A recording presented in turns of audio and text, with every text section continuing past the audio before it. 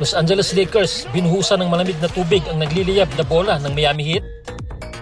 Magandang araw ka-basketball at mga ka-Lakers. Patagumpay na naiuwi ng Los Angeles Lakers ang kanilang ikatlong sunod na panalo kontra sa Miami Heat sa score na 130-120. Sa muli, pinanganahan na naman ang triple-double performance ni Luka Doncic ang Lakers na nagtala ng 29 points, 11 rebounds at 10 assists, kasabay ng 26 points at 11 assists ni Austin Reeves na naging dahilan ng highlights dunk na ito ni Bronny James.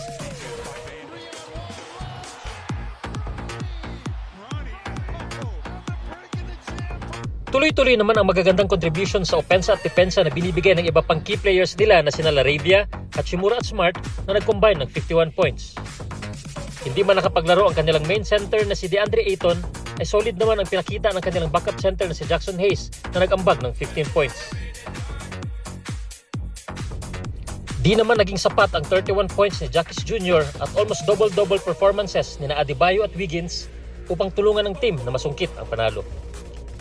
Sa nasaksihan nating laro kanina, ang ambag ng mga bagong players ng Lakers na nakikita at nararamdaman sa magkabilang dulo ng court ang nagbibigay ng balanse sa opensa at depensa ng buong team. Sa tingin ninyo mga ka-basketball at mga ka-Lakers, ano pa ang kailangan gawin ng Lakers upang mapanatili ang momentum at ang kumpiyansa upang makakuha pa ng mas maraming panalo this season? I-comment nyo lang po sa baba ang inyong opinion at huwag kalimutang mag-follow sa aking page. Maraming salamat po.